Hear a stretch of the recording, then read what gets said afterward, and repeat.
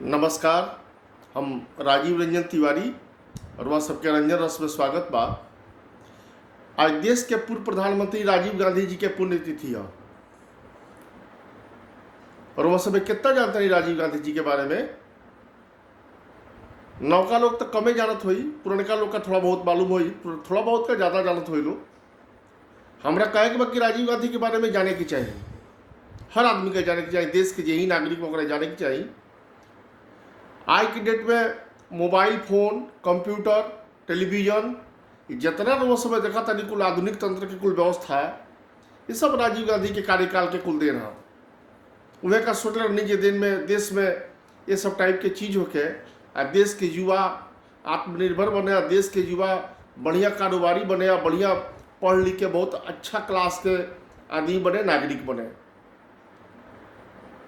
मौजूदा हालात देख के तकलीफ होता, लगता कि आज राजीव गांधी रहती तो कुछ देश की व्यवस्था और दूसरा टाइप के रही।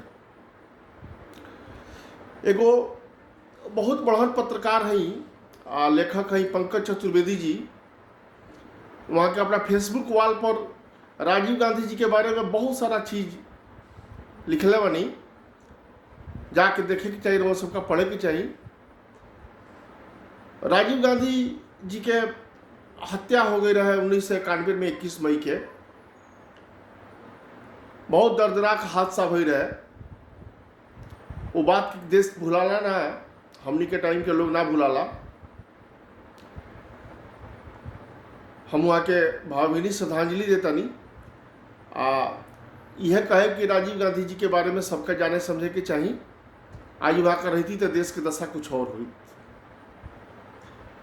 दूसर बात ही कह रहा कि देश में कोरोना, लॉकडाउन, अर्थव्यवस्था के डिस्टर्बेंस, मजदूर लोग के समस्या, बदले की राजनीति, बदले की भावना से कार्रवाई, गिरफ्तारी खूब हो रहा बा। समस्या लगातार बढ़त जा रहा बा। ये समस्या के निदान का हुई, एक बारे में कोनो ठोस नीति निर्णय नहीं हो।